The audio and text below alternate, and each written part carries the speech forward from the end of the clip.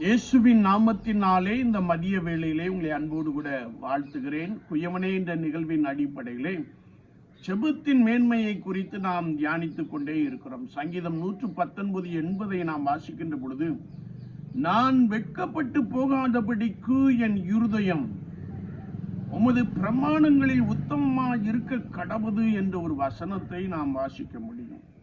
சங்கீதக்காரனுடைய வாழ்க்கையிலே அடிக்கடி நெருக்கத்தின் மத்தியிலும், வேதனைகளின் மத்தியிலும், உபத்திரவங்களின் மத்தியிலும் கடந்து வந்த பாதையை நாம் நன்றாய் அறிந்திருக்கிறோம்.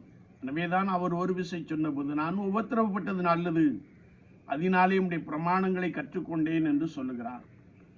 சங்கீதம் 22:5 நாம் வாசிக்கின்ற போது, நான் உம்மை நோக்கி கூப்பிட்டு தப்பினார்கள், உம்மை நம்பி வெட்கப்பட்டு போகாதிருந்தார்கள் என்ற ஒரு வார்த்தையை நாம் வாசிக்க முடியும்.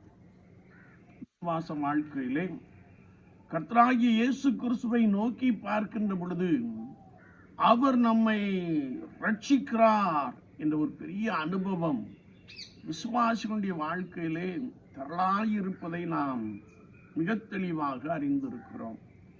உம்மை நோக்கி கூப்பிட்டு தப்பினார்கள், உம்மை நம்பி வெட்கப்பட்டு போகாதிருந்தார்கள். வேதம் சொல்லுகிறது, அவர்கள் அவரை நோக்கி பிரகாசம் அடைந்தார்கள், அவர்கள் முகங்கள் வெட்கப்படவில்லை என்ற ஒரு வார்த்தையை நாம் வாசிக்க முடியும். மோசே இஸ்ரவேல் ஜனங்களை எகிப்தின் அடிமைத்தனத்திலிருந்து வெளியே அழைத்து கொண்டு வருகிறார். பார்வோன் அவர்களை உங்கள் தேவனை ஆராதிக்க நீங்கள் போங்கள் என்று சொன்ன பின்பு குதிரைகளோடும் ரதங்களோடும் இஸ்ரவேல் ஜனங்களுக்கு பின்தொடர்ந்து வருகின்ற ஒரு காட்சியை குறித்து நாம் பார்க்கிறோம். அப்படி அவர்கள் இஸ்ரவேல் ஜனங்களை துரத்தி கொண்டு வந்தபோது அங்கே சமுத்திரம் தடையாக காணப்பட்டது.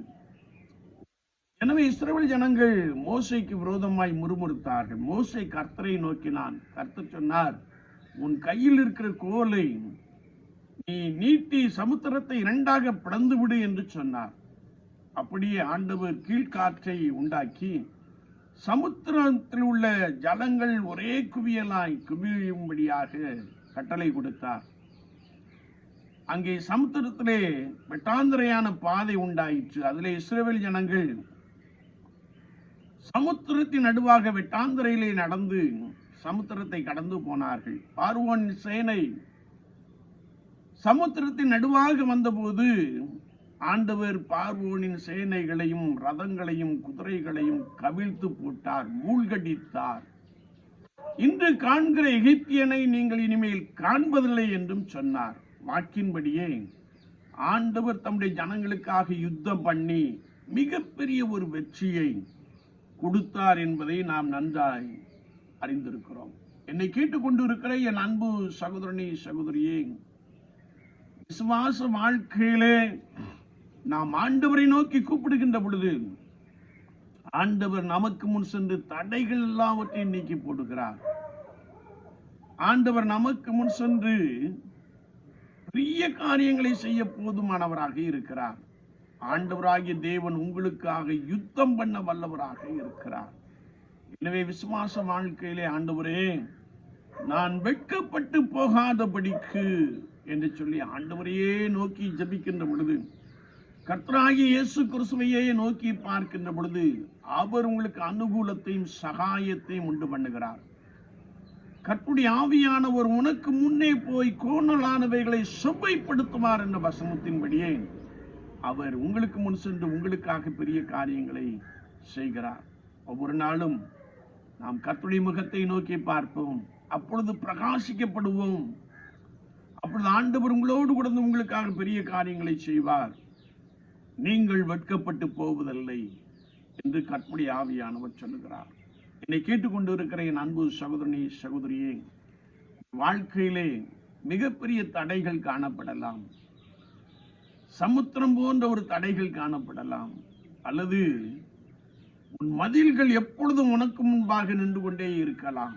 இவை எல்லாவற்றையும் தகர்த்தெறிய, இவற்றின் மத்தியிலே உனக்கு ஒரு பாதையை உருவாக்க God will make a way for you என்ற வார்த்தையின்படி ஆண்டவர் உனக்காக ஒரு வழியை ஆயத்தம் பண்ண அவர் வல்லமையுடைய வல்லமையுடையவராக காணப்படுகிறார்.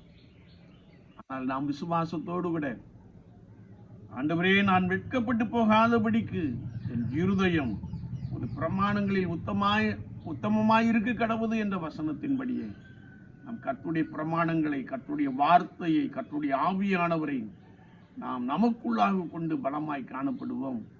ஆண்டவர் உங்களுடைய வாழ்க்கையிலே ஜெயிக்கிற ஒரு அனுபவத்தை கொடுக்கிறார். இன்று காண்கிற எகிப்தியனை நீங்கள் இனி ஒருபோதும் காண்பதில்லை. ஏனென்றால் கர்த்தர் உங்களுக்காக யுத்தம் பண்ணுகிறார். நீங்கள் வெட்கப்பட்டு போவதில்லை. வாழ்க்கையிலே ஆண்டவர் ஒரு உன்னதமான ஸ்தானத்தை கொடுக்க போதுமானவராக இருக்கிறார். ஆமீன், ஆமீன்.